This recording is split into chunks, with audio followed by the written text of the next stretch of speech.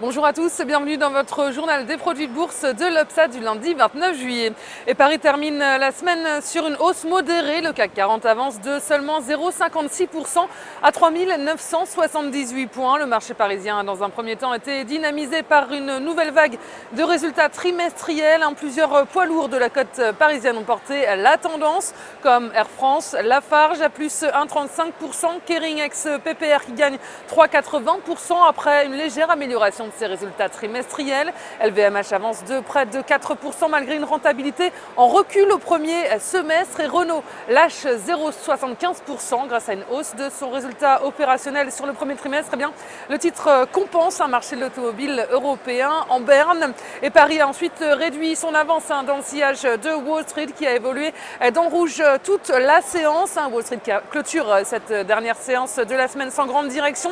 Le marché américain est resté orienté à la baisse toute la journée et c'était la dernière séance d'une semaine agitée. Les marchés marquent une pause après avoir aligné plusieurs records. Les investisseurs américains ont digéré plusieurs résultats d'entreprises relativement mitigés. Les résultats supérieurs aux attentes de la chaîne américaine de café Starbucks ont été très bien accueillis par le marché qui fait grimper le titre à 6,5%. Et à l'inverse, les résultats d'autres grands comptes se sont révélés nettement moins encourageants. Le leader mondial du commerce en ligne, Amazon, perd de 0,5% après des pertes nettes inattendues de 7 milliards de dollars sur le deuxième trimestre. Expedia aussi a déçu, le titre chute de 24%. Et la vedette du jour, c'était Activision Blizzard qui grimpe de 15%. L'éditeur de jeux vidéo, jusque-là propriété du groupe Vivendi, va devenir indépendant après l'annonce de Vivendi de céder 85% de sa participation. Et les marchés sont nerveux à l'approche de la prochaine réunion du comité de politique monétaire de la Banque centrale américaine. Ils s'attendent à ce que la Fed rassure les marchés sur le maintien de sa politique monétaire accommodante. Et les opérateurs ont mis de côté la bonne statistique du jour vendredi dernier. Le moral des ménages s'est nettement amélioré sur le mois de juillet aux États-Unis. La confiance du consommateur américain est à un plus haut de 6 ans. Et sur le plan des devises, le dollar est pénalisé par les spéculations sur les perspectives de la politique monétaire de la Fed.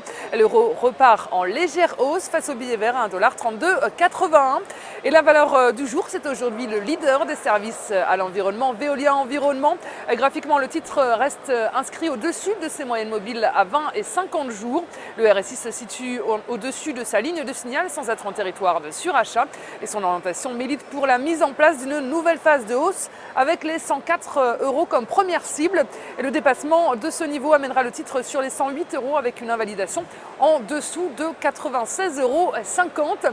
Et la stratégie qui vous est proposée pour jouer cette valeur, c'est l'achat du Varant Call Veolia Environnement à 4 959 T d'Unicredit au prix d'exercice de 9 € et d'échéance au 6 décembre 2013. Voilà, c'est tout pour aujourd'hui. Passez une très bonne journée et à demain.